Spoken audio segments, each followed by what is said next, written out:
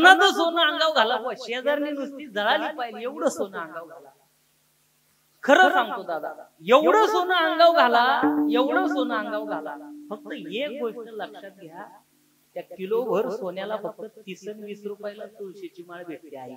तुळशीच्या माळाची फक्त जोड द्या. कारण तुम्हाला साध्य सांगतो बरं का त्या गोष्टीची.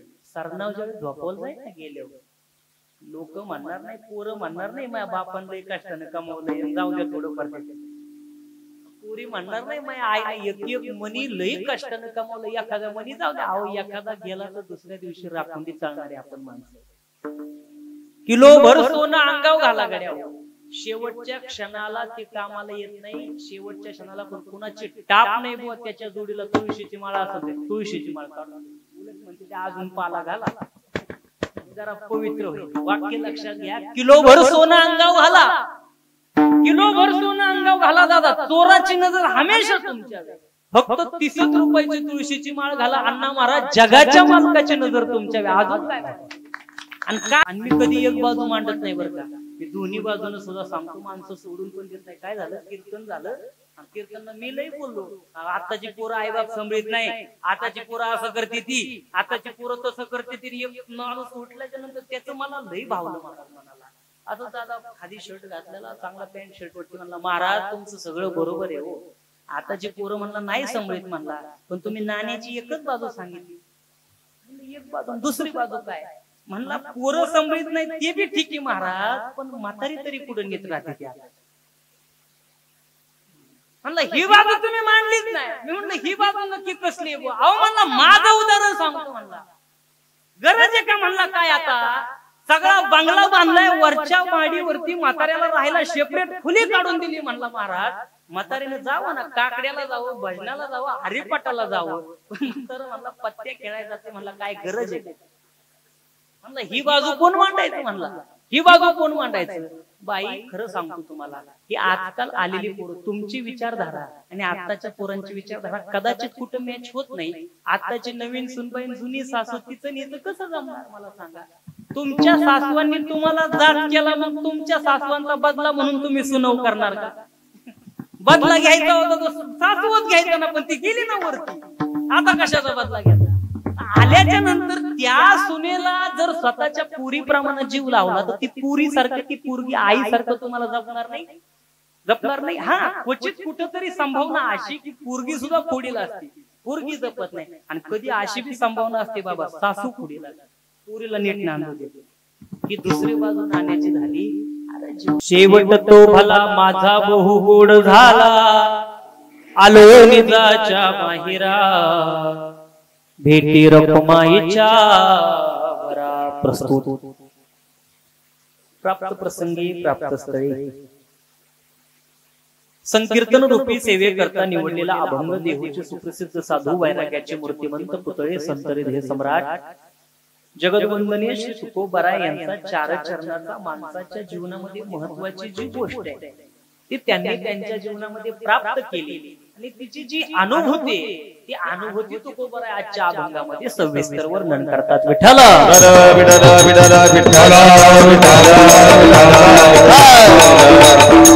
काय अनुभूती आहे तुकोबरायांची? तुकोबरायांनी म्हणावं माझ्या जीवनामध्ये महत्वाची गोष्ट मला मिळाली. काय महत्वाचं तुकोबराय? तुकोबराय म्हणतात महत्वाचं एकच आहे, माणसाच्या जीवनामध्ये कोणत्या जातीत जन्माला आला, कुळात जन्माला आला, कदाचित महत्वाचं नाही, भलती आया ती जन्मावे. महत्वाची एकच गोष्ट आहे, महत्वाचा म्हणजे तुमचा आमचा शेवट.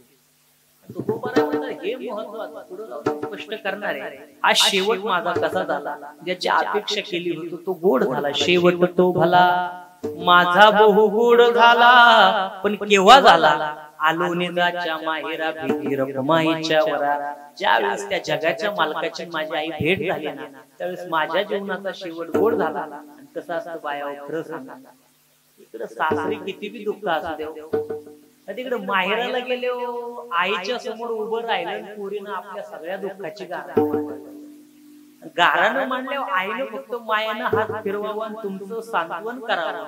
मला खरं सांगा, सासरचं दुःख माहेरी असतं का? तुम्हाला पटते का? खरं सांगा, सासरचं दुःख माहेरी गेल्यावर राहतं का? हा किंवा नाही? तुमच्या माहेरांचे दुःख दिसले मला तुम्ही बोला ना, काय खरं सांगा, असतं का? नाही राहत माहेराला दुःख. तुकोबा म्हणतात तसं मी माझ्या माहेराला आलो, माहेराला आल्याच्या नंतर माझ्या आईला भेटलो.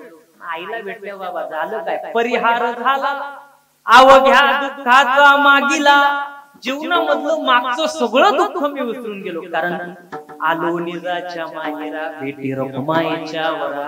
जीवनामध्ये आता ज्याच्यामुळे माझा शेवट गोड झाला की माझी ही वाणी त्याच्या नावाच्या व्यतिरिक्त दुसरं नाव घ्यायला दजावणार नाही. तुका म्हणे वाणी गेली आता घेऊ धनी, आलो निजाच्या माहेरा भेटी रखुमाईच्या वरा. विठ्ठल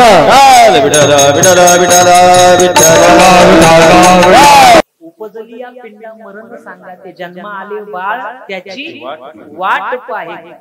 देवानं एकदा बोलावा धाडला नाही, तुम्ही किती बी प्रयत्न करा वाचवण्याचा, नाही वाचत. प्रभूने बुलाया तुझे जाना पडेगा,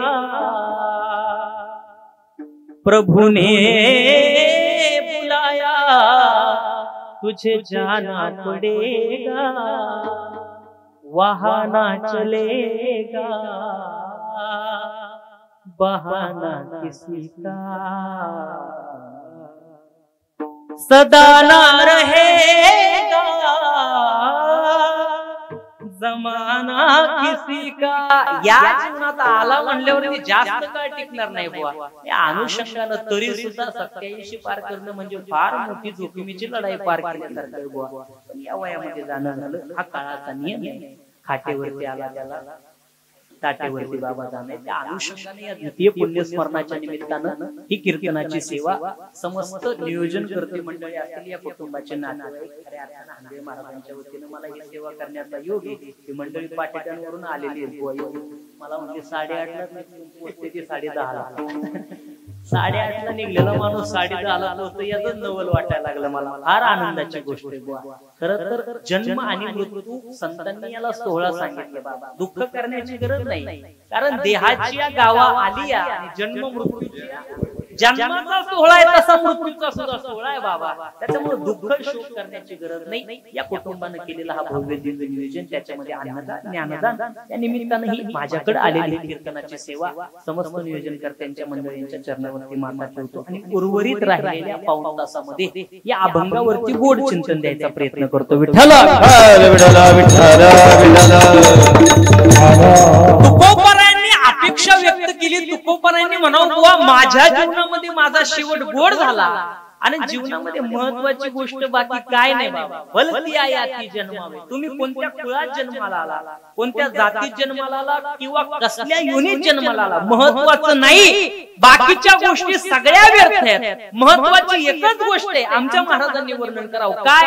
आवश्यक तो शेवट, आवश्यक तो शेवट, बाबूजी खटपट, बाबूजी खटपट, चालू जाता वाट ऐसा विरळा एखादा, चालू जाता वाट ऐसा विरळा एखादा, चालू जाता वाट ऐसा विरळा एखादा. महाराजांनी वर्णन करावं हे भलतं काय, बाकीच्या सगळ्या गोष्टी भलत्या.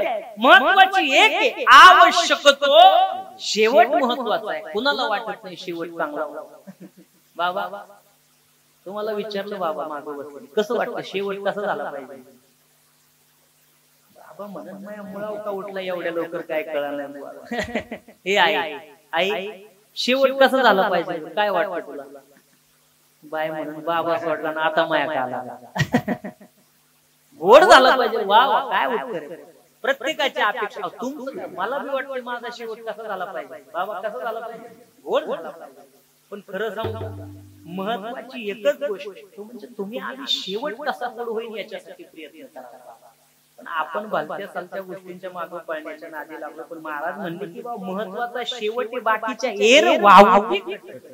पण कसं असतं की शेवटाची वाटच एवढी कठीण, याच्यावर चालता चालता भल्या भल्यांची वाट लागली. शेवट गोड कोणाला करून घेता आला नाही. अपवाद ठरले फक्त संतांनी त्या वाटेवरती चालावं, त्याच्यावरती चालून आपला शेवटही गोड करून घ्यावा.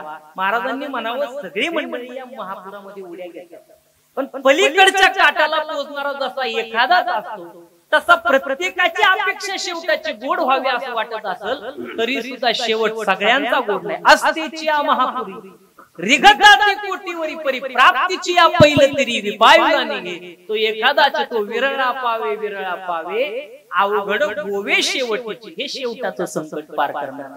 माणसं दुःखी आहे, माणसाच्या जीवनामध्ये दुःख आहे बाबा. दुःख एकाच गोष्टीमुळे, भलत्या सलत्या गोष्टींच्या मागे लागला, त्याच्यामुळे शेवटही गोड नाही आणि त्याच्यामुळे जीवन दुःखी बी आहे.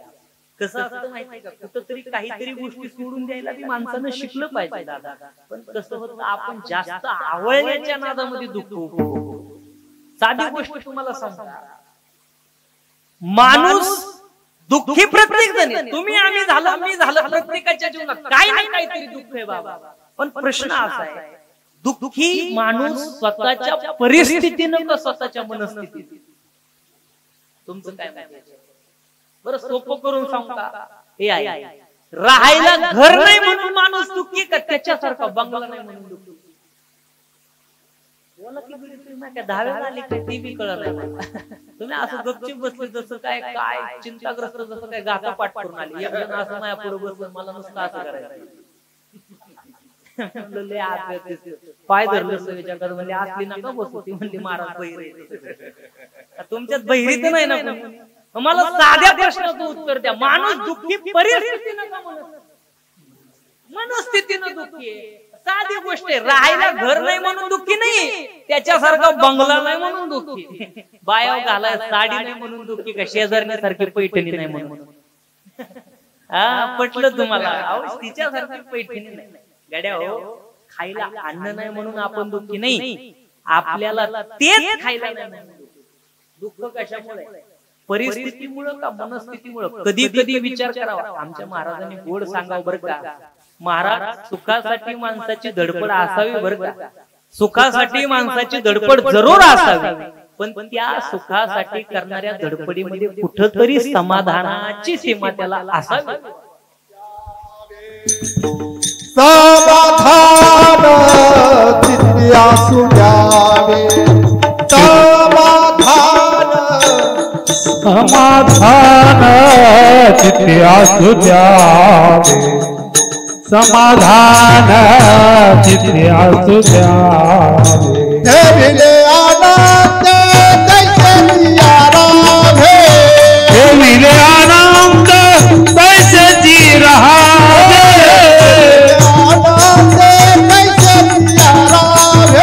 ठेविले आनंद तैसे राहे.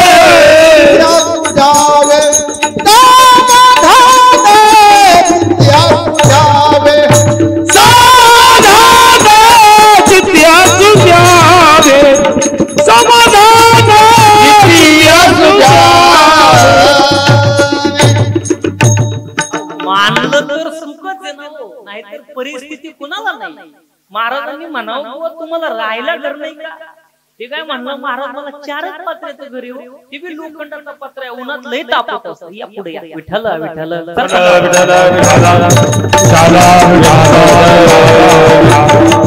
ते म्हणलं महाराज राहायला 4च पत्र्याची खोली हो, 10 बाय 10ची खोली, त्याच्यामध्ये अख्खा संसार घेऊन राहतो. गड्या देवानं निदान राहायला 4 खोलीत पत्रे तरी वरती तुझ्या डोक्यावर दिले. त्या फुटपाथ वरती झोपणाऱ्या बेकाऱ्यांकडे एकदा माणसानं जाऊन पाहावं. कधी वाटत असेल ना आमच्या जीवनात परिस्थितीनं दुःख आहे बाबा, रस्त्यावरच्या माणसांकडे बघावं दादा, त्यांना राहायला निदान 4 पत्र्याची खोली पण देवानं तेवढं तरी दिलं.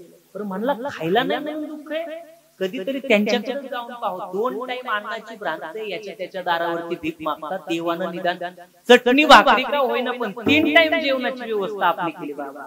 सुखासाठी धडपड जरूर असावी, लक्षात घ्या, सुखासाठी धडपड जरूर असावी, पण त्या सुखाला कुठंतरी समाधानाची सीमा मात्र जरूर असावी दादा. कारण जिथं समाधान नाही ना तिथं महाराज दुःख येणार, आणि जिथं समाधान आहे तिथं आनंद असल्याशिवाय राहत नाही. महाराजांनी प्रमाण दिलं, चित्ती असू द्यावे, माणसाने चित्तामध्ये समाधान बाळगावं. कारण देवानं प्रत्येकाला परिस्थिती सारखी दिली नाही. तसं कुठंतरी काही गोष्टी सोडल्या तर माणूस त्या आवळण्याच्या नादामध्ये एवढा दुःखी झाला, आवळण्याच्या नादामध्ये एवढा दुःखी झाला की त्याच्या जीवनामध्ये त्या आलाय कशासाठी, करतोय काय, या गोष्टीचा सुद्धा विचार पडतो. महत्वाचा जर शेवट असेल ना, तर शेवट गोड का होत नाही? बाकीच्या गोष्टी पकडून धरतो म्हणून गोड होत. आवश्यक तेच आहे ना, त्याच्यासाठी प्रयत्न करावा, त्याच्यासाठी धडपड करावी. सगळ्यांचा होत नाही. संतांचा झाला, त्यांना विचारावं तुम्ही कसं काय केला, तर त्यांनी फक्त त्याचा उत्तर एकाच भाषेमध्ये दिलं. गड्यावर शेवट गोड व्हावा वाटत असेल ना, एकच गोष्ट करावी. काय? काही थोडा बहुत लाग पाठ हो काही थोडा बहुत पाठ करा भक्तिभाव धरा बळकट करा भक्तिभाव धरा बळकट मन ध्यान द्या लावणिया जरी करणे असेल गोड शेवट का राम राम स्मरा आधी राम राम स्मरा आधी जरी करणे असेल गोड शेवट का राम राम स्मरा राम राम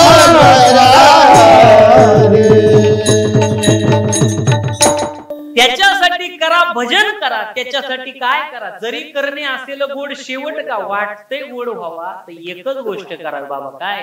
राम राम त्याच्या भजनाशिवाय शेवट गोड नाही बाबा. कारण शेवट तो होतो तुझे आणि गोड देवा, तुझ्याशिवाय आमचा शेवट गोड होऊ शकत नाही. संतांनी जो प्रयत्न केला ना बाबा, तो त्याच्यासाठीच केला. आणि तो प्रयत्न होता भक्तीचा, तो प्रयत्न होता भजनाचा. मग तुम्ही म्हणा आम्ही करत नाही, आपण करत नाही भजन, आपण करत नाही भक्ती. कोण करत? माणसाची ही जात आहे ना, मुळतात भजनशीळ आहे बाबा. कधी कधी फक्त काय होतं, त्या गोष्टीचा विसर पडला ना, मुखवटे चेहऱ्यावरती घालून आपण फिरायला लागलो. माणूस नास्तिक आहे का? तुम्हाला काय वाटतं? कधी कधी सप्ताह असू द्या, गावामध्ये सप्ताहाला जेवढी लोक येतात तेवढीच भाविक गावाच्या बाहेर बसतात ती नास्तिक. असं नसतं. ज्ञानोबरांनी वर्णन करावं म्हणावं, माणूस मुळताच भजनशीळ आहे. ही मनुष्य जात सकळ उपजताची भजनशीळ माझे ठाई, ही माझ्या ठाई उपजताच भजनशीळ आहे. फक्त यांना त्या गोष्टीचा विसर पडला झाला. माणूस कोणी नास्तिक नसतो. प्रत्येकाला माहिती देव आहे, प्रत्येक जण त्याचं भजन करतोय, भक्ती करतोय. जरी म्हणत असला मी देव मानत नाही, देव मानत नाही, आमच्या गावात एक नास्तिक आहे. आंबीर महाराज नाव काय सांगत नाही ना, तर तुम्ही उगाच सांगायचं जाऊन तिकडे. आमच्या गावात नास्तिक आहे बाबा, देवाला मानितच नाही, अजिबात मानत नाही. एक दिवशी कीर्तनावरून घरी येता येता काय झालं, आमच्या घरापुढे मारुतीचं देऊळ तुम्ही पाहिजे. ते देवळा पुढून जाता जाता दादा महाराज बिडी पेत चाललेलं. जाता जाता नेमकी मी गाडी घरात घालणार, तेवढ्यात माझं त्याच्याकडे लक्ष दिलं. बिडी पेता पेता जसा देवळा पुढे आला, बिडी टाकली, मारुतीला लावून नमस्कार केला ना, इकडे तिकडे पाहिलं कोणी बघतोय का, आणि तसा तट कोणी पुढे झाला. माझ्या निदर्शनात आलं नाही. लेका हा अख्ख्या गावात म्हणतो मी देव मानित नाही, देव नाहीत, मग हा देवाच्या पुढे वाकून नमस्कार करतो, नक्कीच काहीतरी भानगड असं म्हणून त्याच्यापाशी गाडी नाही. काय रे, अख्ख्या गावात जाऊन सांगतो की देव नाही, देव नाही, देवाला वाकून नमस्कार करतो, काय नक्की भानगड काय? तू मानत नाही ना देवाला. मग आता काय पाहिलं मी, मारुतीच्या देवळा पुढे आला, बिडी टाकून दिली, मारुतीला वाकून नमस्कार केला. ते म्हणलं महाराज मी मानित नाही हो, पण उगा असला लोक म्हणतील असला तर नमस्कार केलेला बरा म्हणला. त्याच्या मनात कुठेतरी देव, मनात कुठेतरी देव आहे, फक्त तो मानायला तयार नाही दादा. तसं तुम्ही आम्ही मुळतात भजनशीळ, फक्त भजनाचा विसर पडलाय आपल्याला. ज्या कामासाठी आलो, कशासाठी आलो, देवे दिला देव, कशासाठी दिला. हे एक प्रकारचं दादा, एक प्रकारचा दरवाजा आहे बरं का. हा एक बाहेर पडण्याचा दरवाजा. जुन्या कीर्तनकारांनी लय गोड दृष्टांत सांगावं. त्यांनी म्हणावं एक नगर आहे बाबा, आणि त्या नगराला चहू बाजूने कट भिंत, आणि त्या नगरात यायचा दरवाजा आई एकूण बाहेर पडायचा दरवाजा, आणि या नगरात एक आंधळा राहतो. वैतागला गाववाल्यांनी, एवढा त्रास दिला, एवढा त्रास दिला मला, नाही नाही नाही राहायचंच नाही म्हणलं या नगरात, पटकन बाहेर पडायचं. नगरातून बाहेर पडण्यासाठी धडपड करतोय, पण दरवाजा कुठे गावतोय, आंधळा डोळ्याने दिसत नाही. लोकांना मदत मागतोय, लोक काय मदत करायला तयार नाही. काही संत मंडळी चालली रस्त्यानं, त्यांना म्हणलं महाराज जरा जरा मदत करता का? काय, मला नगराच्या बाहेर जायचंय म्हणला. इथली लोक काय म्हणला, इथं जगून देईना म्हणला, चांगलं काय सुखानं, खायला नीट देत नाही, आमकं नाही तमकं नाही, याच्या बाहेर जातो सुखानं राहतो, मला फक्त रस्ता दाखवा. महाराज म्हणले कडे अजून भरपूर दिवस लागतील तिथपर्यंत पोहोचायला, एवढा काय वेळ आमच्याकडे नाही, पण एक काम करतो, नगराची तट भिंत आहे, त्या तट भिंतीला तुझा हात लावून देतो. तट भिंतीला हात लाव, चाचपत चाचपत चाचपत चाचपत जा. दरवाजा लागला की दरवाजाच्या बाहेर पड. ते म्हणला लय उपकार झाला. यांनी त्याचा भिंतीला हात लावून दिला. या बाबानं सगळे खड्डे खुड्डे पार करत अविनाश बुवा 84 दिवस फिरला आणि फिरून 84 दिवसानं त्या दरवाजाच्या जवळ आल्याच्या नंतर तो दरवाजात एवढा नम्री होता की तिथं गेल्यावर अंगाला खाजू सुटायची बाबा. त्या दरवाजाला हात लावणार अंगाला खाजू सुटली. म्हणला 84 दिवस झालोय फिरतोय, अजून दरवाजा आला नाही. आता थोडा वेळ खाजवल्यावर काय दरवाजा येतोय म्हणला.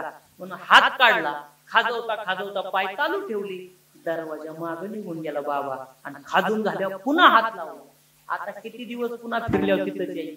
पुन्हा 84 दिवस फिरला, तिथंच आला. पण मी म्हणतो जागा लई नम्री. तिथं गेल्यावर खाजू सुटते, पुन्हा खाजू सुटली. खाजवता खाजवता पुन्हा निघला, पुन्हा हात लावला, पुन्हा 84 दिवस. त्या आंधळ्याचं नाही सांगत. ह्या दरवाजाच्या आतमध्ये, या नगराच्या आतमध्ये जो आंधळा आहे ना बाबा, सहज मी हा जो आंधळा आहे ना, तो आंधळा आहे. तो 84 लक्ष वेळी फिरून इथं आलाय. दरवाजा हाताला लागलाय त्याच्या, पण त्याच्या बाहेर पडायचंय त्याला. हात त्याला लावणार पण बाबा हे विषय रूपी खरूज अंगावर चढते. याच्यात आला की विषयात खरूज सुटते. आणि खरूज एकदा अशी गोष्ट आहे, एखादा फोड हाताला आला, खाजवायला लागलो, एकदा खाजून बाग ते परत खाजवायला लावते. जवळ कातड माणूस त्याचं काढीत नाही तवर खाजवते बाबा. त्यानं ते खरोच खाजवण्याच्या नादात नादात नादात सर्व सुखाची आशा जन्म गेला. क्षण मुक्ती एक यज्ञ नाही केला. हिंदता दिशाशी न पावला. माया वेतीला जीव मारला. सर्व सुखाची आशा जन्म गेला. क्षण एक मुक्ती यज्ञ नाही केला. हिंदता दिशाशी न पावला. माया वेतीला जीव मारला. गेला ना निघून नगराच्या बाहेर, जीव गेला पण महाराज दरवाजा सापडला नाही. जिथं आलोय त्याचं सार्थक झालं पाहिजे. दिलाय कशासाठी? भजनासाठी. आणि भजनानंच माणसाचा शेवट गोड होऊ शकतो. तसा होत नाही दादा.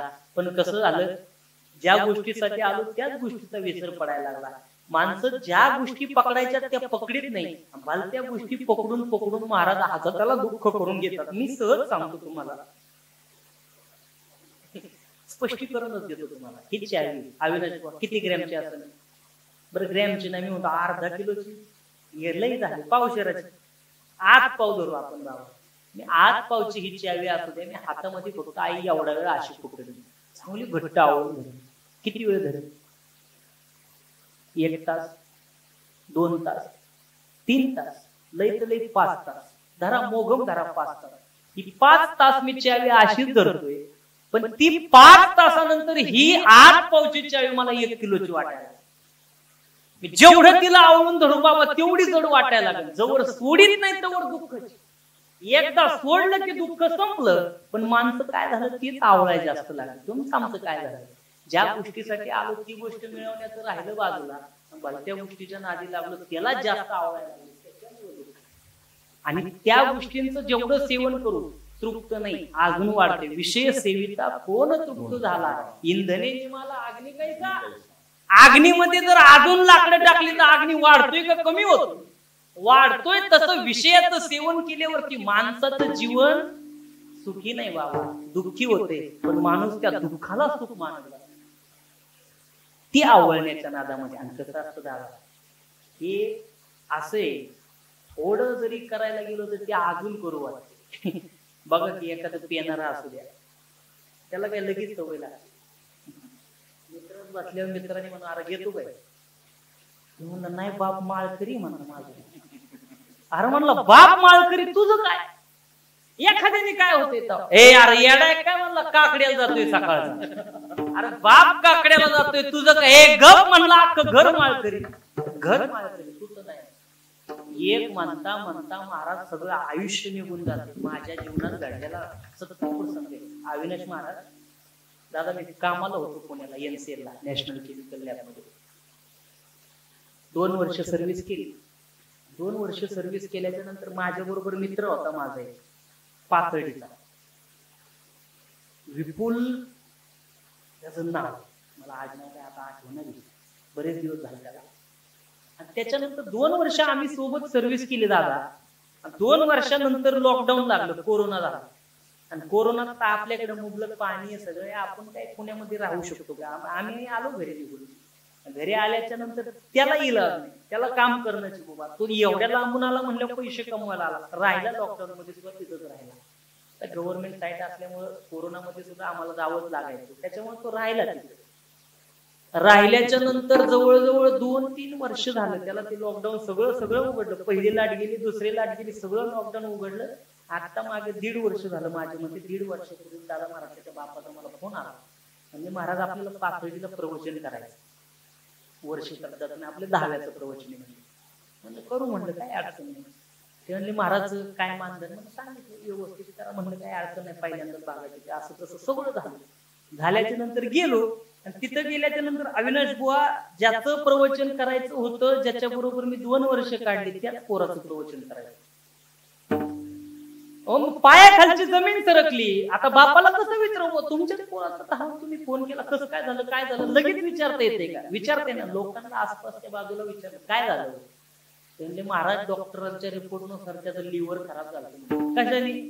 महाराज सिगरेट आणि दारूचं लय व्यसन, त्याला नशिडी झालं पोरगं. माझ्या बरोबर असताना म्हणलं आज कधीच पाहिलं नाही मी त्याला, असं कसं काय झालं?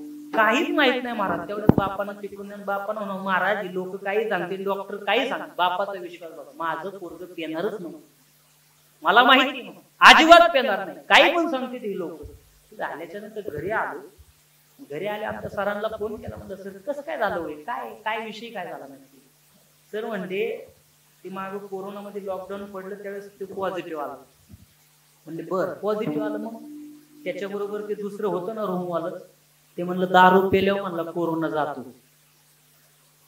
हा मध्ये म्हणत होती दारू पेल्यावर कोरोना जातो. आमच्यापर्यंत पण बातमी आली, आम्ही पॉझिटिव्ह आलो म्हणले दारू पेल्यावर कोरोना जातो, राहतच नाही म्हणले. घ्या की महाराज तुम्ही 2-4 बोट. खरंच म्हणले होते, लबाड काय बोलावं तुम्हाला.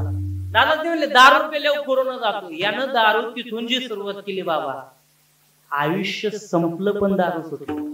त्याच्यानंतर एवढं व्यसन वाढत गेले, एका ग्लासापासून चालू होणारं व्यसन ती एका ग्लासावर थांबत नाही, ते अजून घ्यावी वाटते. विषय सेवेचा कोण तृप्त झाला आणि विषयाचं करू असे भल्या भल्यांना त्यानं गाठलं. तुम्ही आम्ही काय चिजे बाबा, बोला देव बडा देव सब देव का बाबा.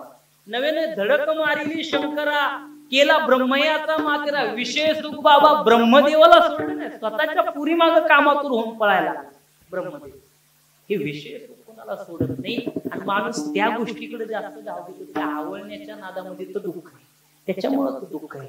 आणि माणसाचं आयुष्य संपून जाते, पण शेवट माणसाचा गोड होत नाही. शेवट गोड होतो तो म्हणजे फक्त आणि फक्त भजनानं. आणि देवानं देह दिलाय कशासाठी? भजनासाठी. माणसानं भजन करावं. भजन कोण करत नाही महाराज?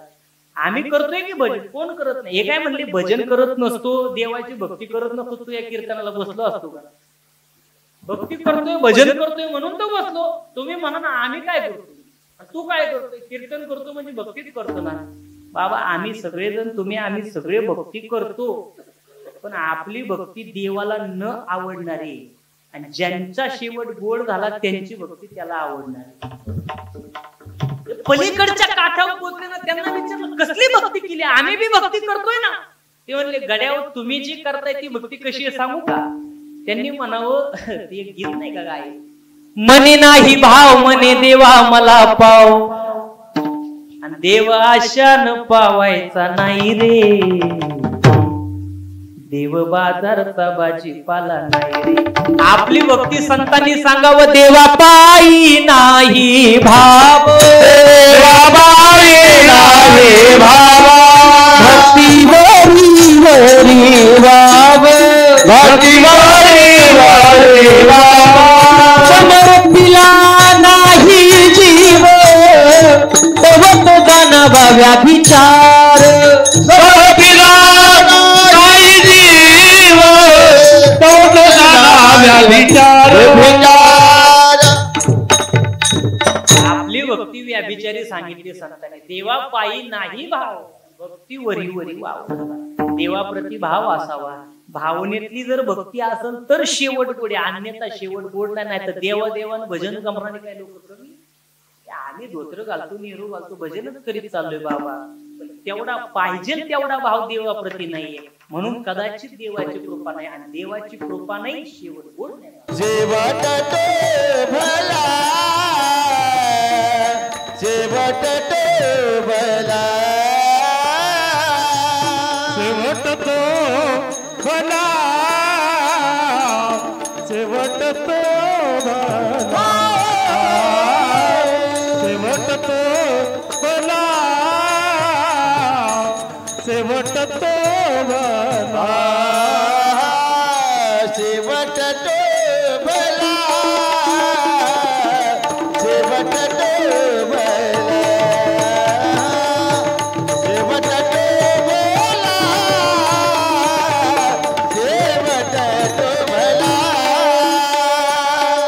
शेवट तो भला, शेवट तो भला, शेवट तो भला, शेवट तो भला,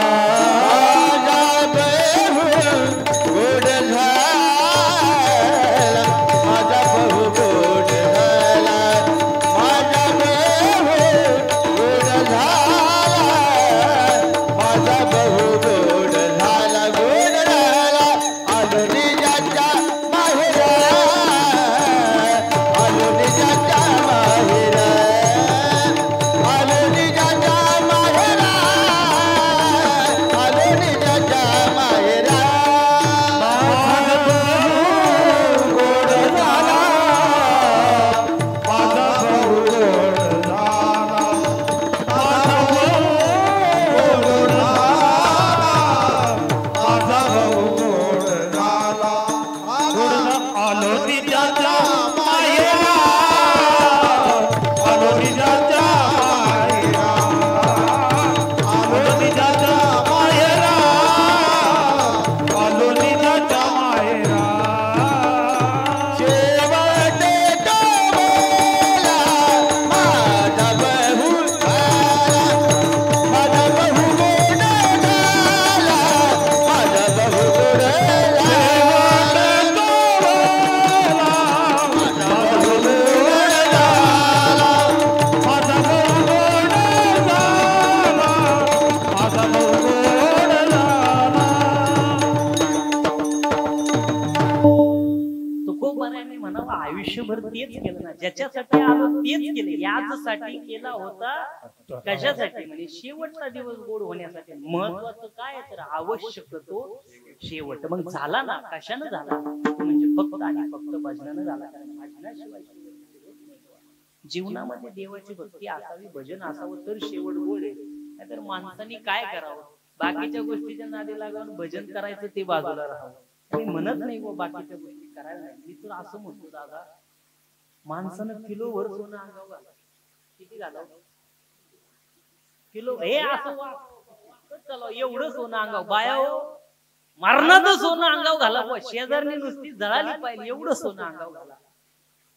खरं सांगतो दादा, एवढं सोनं अंगावर घाला, एवढं सोनं अंगावर घाला. फक्त एक गोष्ट लक्षात घ्या, त्या किलोभर सोन्याला फक्त 30 आणि 20 रुपयाला तुळशीची माळ भेटते आई. तुळशीच्या माळाची फक्त जोड द्या. कारण तुम्हाला साध्य सांगतो बरं का त्या गोष्टी.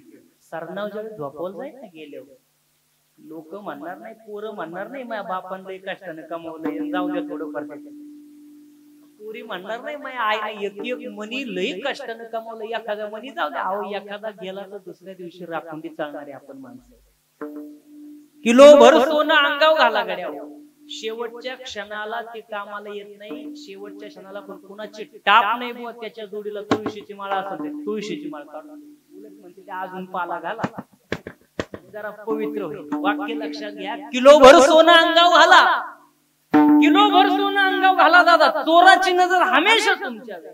फक्त 30 रुपयाची तुळशीची माळ घाला, अण्णा महाराज जगाच्या मालकाची नजर तुमच्यावर. अजून काय आणि काय गरजेचं आहे? गरजेचं एकच आहे, काकड्यामध्ये ऐकतो ना, ध्यानी राहा श्री हरीच्या, त्याच्यात ध्यानात राहायचंय. त्याच्या ध्यानात राहिला तर शेवट गोड आहे, त्याची कृपा झाली तर शेवट गोड आहे, अन्यथा शेवट गोड नाही. आणि महत्वाची तर ती गोष्ट आहे, शेवट गोड होतो परमार्थानं, शेवट गोड होतो देवानं, शेवट गोड होतो भजनानं.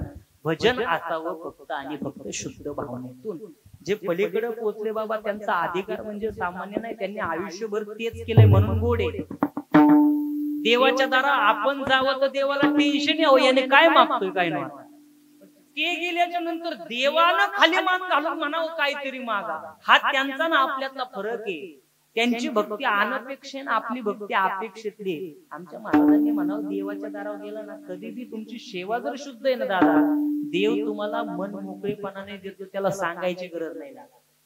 न सांगता तुम्हा कळो येते अंतर, विश्वी विश्वंभर परिहार चिन्ह लगे. त्याला सांगायची गरज नाही. ते आमच्या महाराजांनी म्हणावं, एक पिंट्याची मावशी, पिंट्याला जवळजवळ महिन्यानं भेटायला आली. मावशीला माहिती पिंट्याला लई बोर आवडत, पाठीभर बोर पिंट्यासाठी मावशी घेऊन आली आहे. पाठीभर बोर आणली, पिंट्या पुढे मांडली, म्हणली पिंट्या बघ म्हणे तुझ्या मावशीने तुझ्यासाठी बोर आणली, घे काय खायचे तेवढी काय, ये बरं तुझ्या हाताने घे काय लागते तेवढी. आता याला लहानपणापासून बोर आवडते, घ्यायला पाहिजे. पिंट्या हुशार, पिंट्या म्हणला घेत नसतो. पिंट्या तुम्ही मावशी तुलाच आणलीत ना, घे की. पिंट्या म्हणला घेत नाही म्हणलं ना, तुला आवडतात ना बोर, म्हणला हो मग घे ना तुझ्या हाताने. घेणार नाही. का घेणार नाही म्हणला, माझ्या आईनं सांगितले म्हणला कोणाच्या वस्तूला हात लावायचा नाही. पिंट्या मी तुझ्या आईचे ना दुसरे, तुझी मावशीचे म्हणली, तुझ्यासाठी आणले, घे हाताने घे ना काय लागते तेवढे घे. तो म्हणला मी आईनं सांगितल्याप्रमाणेच वागणार, मी माझ्या हाताने कुणाच्या वस्तूला हात लावणार नाही, तुला द्यायचे असत्यांत दे, मी काय हात लावित नसतो. पिंट्याची मावशी म्हणजे असं होय, मी देऊ का म्हणजे इकडे, मग चल मी देते, तू नको घेऊ. पिंट्याच्या मावशीने त्याला जवळ बोलावला, पिंट्या आला. पिंट्याचा मागचं 2 खिस्स, पुढचं 2 खिस्स, वरचा 1 खिस्सा, वंजळ भरपूर पिंट्याच्या हातामध्ये मावशीने टेकवले. पिंट्या खुश गेला. मावशीनं सांगितलं बाई काय तू पोरग सगळं ऐकतो तुझं, तू म्हणली कुणाच्या वस्तूला हात लावायचा तर मावशीच्या बी वस्तूला हात लावे ना. वा वा वा वा काय तुझं पोरग. दुसऱ्या दिवशी मावशी निघून गेली आणि पिंट्याची आई पिंट्याला म्हणते, वैर पिंट्या एवढं ऐकतो कर माझं, मी म्हणलो की हात नाही लावायचा कुणाच्या वस्तूला, मावशीच्या वस्तूला हात लावला. ते म्हणला हा तुझं कोण ऐकाय मग, तू तर म्हणला आईनं सांगितलं कुणाच्या वस्तूला हात लावायचा. आई त्याच्यासाठी म्हणलो, ती म्हणत होती ये ना हाताने बोर घे, मग हात बघ ना म्हणला केवढीच. माझ्या हातात इकडच्या हातात 2 आणि इकडच्या हातात 2, 4च बोर बसली असती. पण तिनं दिल्यात बघ की, इकडचं खिच, इकडचं खिच, वरचा खिचा, वंजळभर बोर शिल्लकच अजून. म्हणला सांगायचं तात्पर्य एकच, त्याच्या दारावर गेलं ना बाबा, द्यायला तो दानशूर एवढा आहे, स्वतःच्या हातानं मागू नका, आपला हात कमी पडतात, आपला हात कमी पडतात. द्यायला तो भरपूर दानशूर आहे, समर्थाचे घरी सगळं संपदा, अहो त्याच्याकडे सगळे, हात आपलं कमी पडतात. त्याच्या मनानं त्यानं दिलं पाहिजे, त्याच्या मनानं तो तेव्हाच देतो जेव्हा तुमची सेवा शुद्ध असेल, भावनेतून भक्ती असेल तर. तसा देव द्यायला मोकळा नाही. ते असं म्हणतो आपण काकड्यामध्ये, शुद्ध भाव देखोनिया गाव सोनियाचा दिला गाव सोन्याचा दिला सुद्धा मला, त्या पोह्याच्या बदल्यात दिला का बाबा, त्या पोहे देण्यामागच्या भावाच्या बदल्यात, भावाच्या बदल्यात सुदामाच्या बायकोनं नुसतं टुमणं लावू का हो, तुमचा मित्र म्हणे द्वारकेचा राजा झाला. ते म्हणले हो द्वारकेचा राजा झाला की गड्यानो, राजा किरे झाला कृष्ण सिंहासनी बैसला. भगवान परमात्मा द्वारकेचा राजा झाला. अहो मग राजा झाला म्हणतात, जा की त्याच्या काहीतरी मागा, असं कवर दारिद्र्यात दिवस काढायचं, काहीतरी त्याच्याकडून घेऊन या. अगं मोकळ्या हाताने कसं जावं. शोधाशोध केली, एका डबड्यामध्ये कुचकं पोहे घावलं, त्याची बांधली पिरचोटी, आडकवली, निघाला. निघाल्याच्या नंतर दरवाजावर द्वारपालांनी अडवलं, ए कुठे चालला. ते म्हणले अहो तो द्वारकेचा तुमचा जो मालक आहे ना म्हणे, तुम्हाला लहानपणीचा मित्र आहे, लंगोटी आहे अरे म्हणे, आम्ही सांदीपानीजींच्या आश्रमामध्ये एकत्र विद्या अभ्यास केला, त्यालाच भेटायला चाललो. अरे गड्या कुठं राजा भोज, कुठं गंगोतेली, तुझा अवतार बघ, फाटकत होत रे, फाटकत सदरा घातलाय, उपरणं बी नाही, आणि काय चाललाय फिरतुंडी बांधून मागण, देवाला भेटायचं म्हणतो. आता द्वारकेचा राजा आहे, अशा अवतारात तुला भेटायला जाऊन देईन का? जमणार नाही, अजिबात जाऊन देणार नाही. गयावया जाऊन दे गड्या हो. एक विनंती तेवढी सांगताल का? जाऊन देत नाही तर निदान तुमच्या मालकापर्यंत माझा तेवढा फक्त निरोप द्या. निरोप दिला तर बघा तर तुमचा मालक काय म्हणतोय. ते म्हणे निरोप द्यायचा का? चालते की म्हणजे देऊ निरोप. काय निरोप आहे? आमच्या सुदामानं निरोप सांगितला. तुम्हाला माहिती आहे सगळ्यांना काय निरोप आहे? आमच्या सुदामानं सांगितला काय? देखो देखो ये गरीबी का हाल, कृष्ण के दर पे विश्वास लेके आया हूँ, मेरे बचपन का यार है मेरा श्याम, यही सोच कर मैं आस लेके आया हूँ. अरे द्वारपालो कन्हैया से कह दो किधर पे सुदामा गरीब आ गया है। अरे द्वारपालो कन्हैया से कह दो किधर पे सुदामा गरीब आ गया है। अरे द्वारपालो कन्हैया से कह दो अरे सुदामा गरीब आ गया है। गरीब आ गया है। नकल पे है जामा, बता दो कन्हैया को नाम है सुदामा। बता दो कन्हैया के नाम है सुदामा। बता दो कन्हैया के नाम है सुदामा।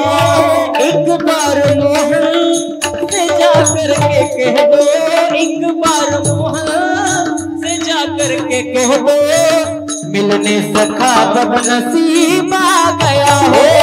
अरे द्वारपालो कन्हैया से कह दो घर पे सुदामा गरीब आ गया है।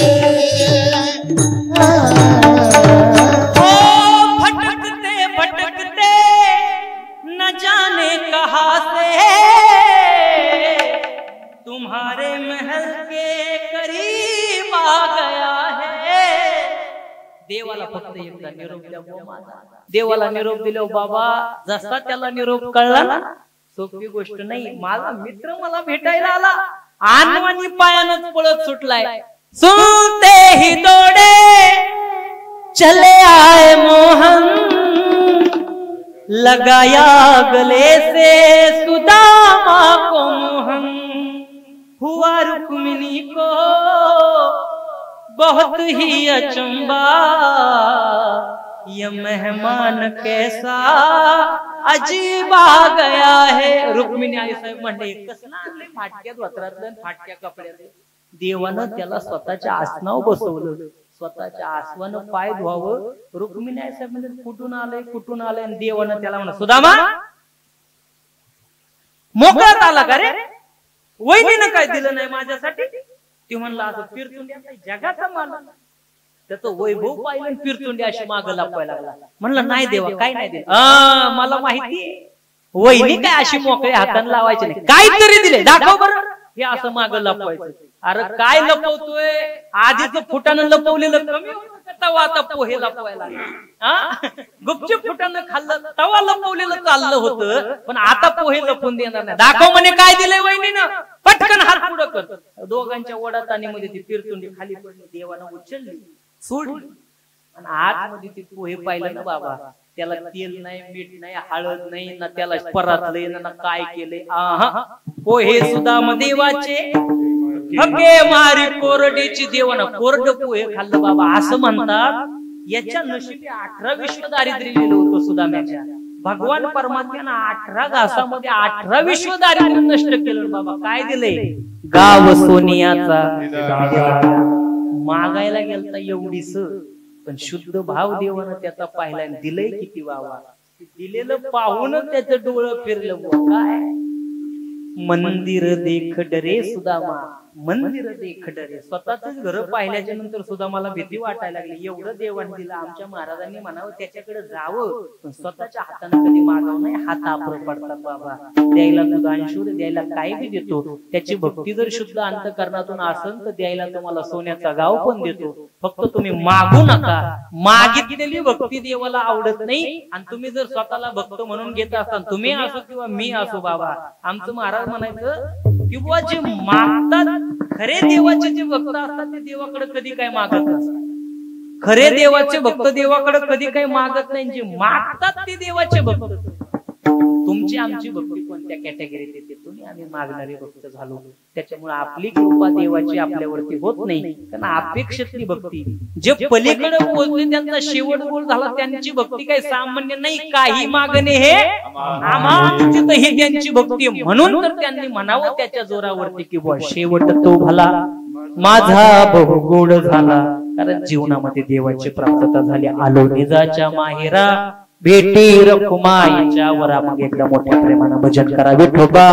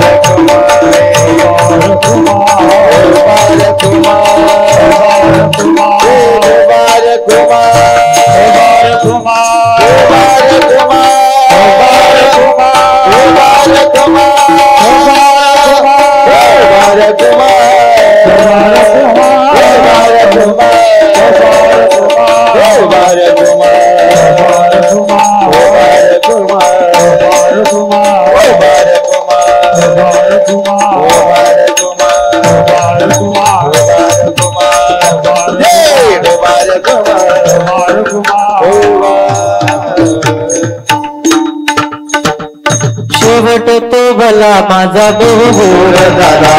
निजाच्या माहेरा भेटी रखुमाईच्या वरा. शेवट तो भला माझा बहुगोड झाला. निजाच्या माहेरा भेटी रखुमाईच्या वरा. अपेक्षा शेवटाची असावी. शेवट गोड व्हावा ही प्रत्येकाची अपेक्षा आहे. सगळ्यांचा होत नाही. कारण ज्यांचा होतो त्यांनी कशा पद्धतीने करून घेतला तर त्यांनी आयुष्यभर भजनच केले बाबा. भजनाच्या जोरावरती देवावरती अधिकार गाजवा ही त्यांची सत्ता आहे. तुम्ही आम्ही अपेक्षेपोटी भक्ती करतोय म्हणून देवाची कृपा कदाचित होत नाही. साधी गोष्ट आहे. माणसानं सेवा करावी, पण सेवा निशुद्ध माणसाच्या शुद्ध अंतःकरणातून असावी, शुद्ध भावनेतून असावी, तर देवाची कृपा होते. आणि देवाची एकदा कृपा आल्यावर काय राहते बाबा? हरे आला हाता मग गायची भय चिंता. कसलं दुःख कसलं काय? तुकोबाराय म्हणतात एकदा तुम्ही आला काय राहिले तो परिहार झाला. अवघ्या दुःखाचा मागिला. माझ्या जीवनामधलं सगळं दुःख नाहीस झालं. केव्हा झालं? आलो निजाच्या माहेरा भेटी रखुमाईच्या वरा. विठ्ठला विठ्ठला. आणि तो कशामुळे झाला तर बाबा त्यांनी आयुष्यभर फक्त तेच केले. तुका म्हणे वाणी गेली. माझी जी मूळ वाणी होती ना ती गेली. कशाने गेली बुवा? त्याच्या भजनाने गेली. आणि आता आम्ही त्याच्या भजनाच्या व्यतिरिक्त दुसऱ्या कोणत्या देवाचं नाव घ्यायला तयार नाही बुवा. घेऊ आता. आणि महाराजांनी म्हणावं आलो निजाच्या माहेरा भेटी रखुमाईच्या वरा. ज्ञानेश्वर माऊली नागराज माऊली तुकाराम. ज्ञानेश्वर माऊली नागराज माऊली तुकाराम. ज्ञानेश्वर माऊली नागराज माऊली तुकाराम. ज्ञानेश्वर माऊली नागराज माऊली. ज्ञानेश्वर माऊली नागराज माऊली तुकाराम. ज्ञानेश्वर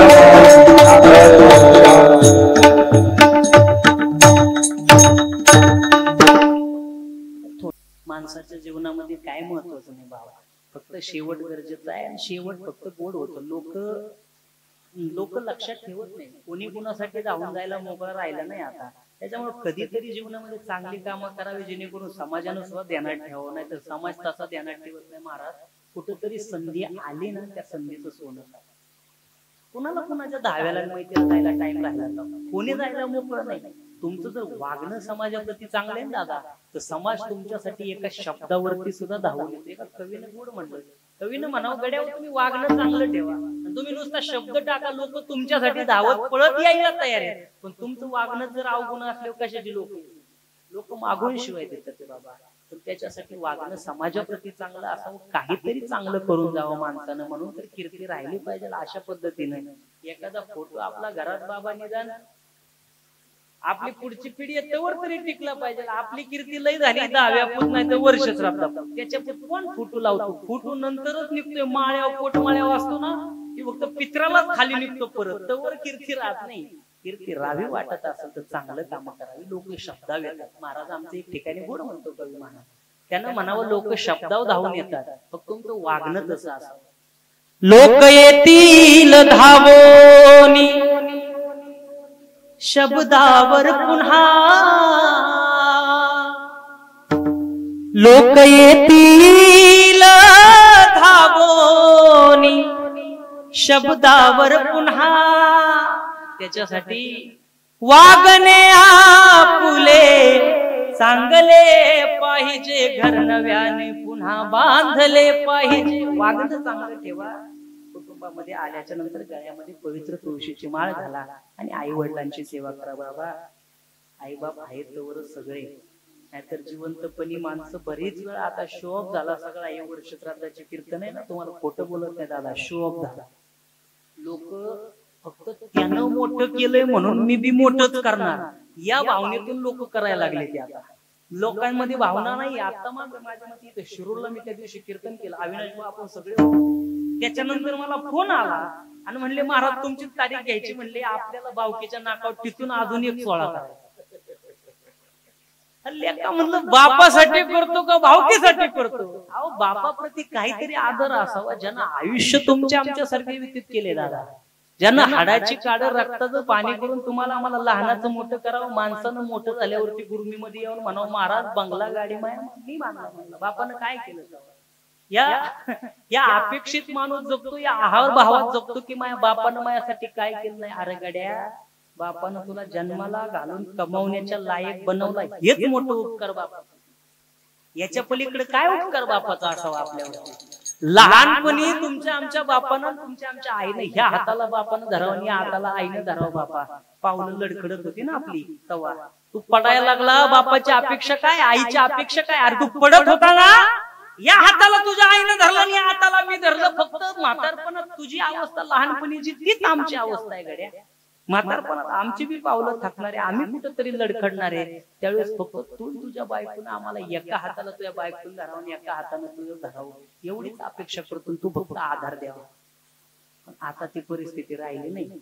आता माझी मित्र कुंजीरवाडीला, त्याचं लव्ह मॅरेज झालं. लव्ह मॅरेज करून ती पोरगी घरामध्ये आली. 7-8 महिने चांगलं चाललं बुवा.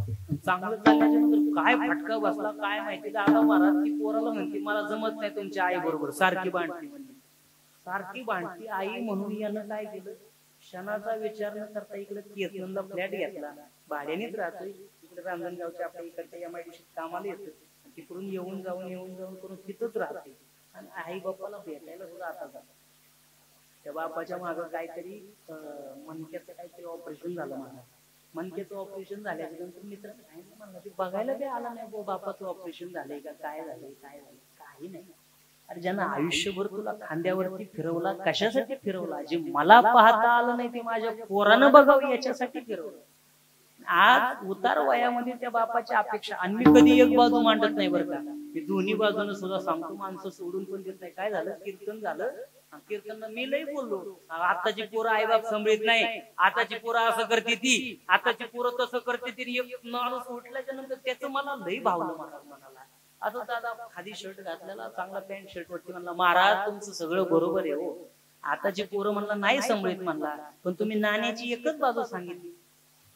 एक बाजू, दुसरी बाजू काय म्हणला? पोरं सांभाळत नाही ते बी ठीक आहे महाराज, पण म्हातारी तरी कुठे नेत राहते ते. आता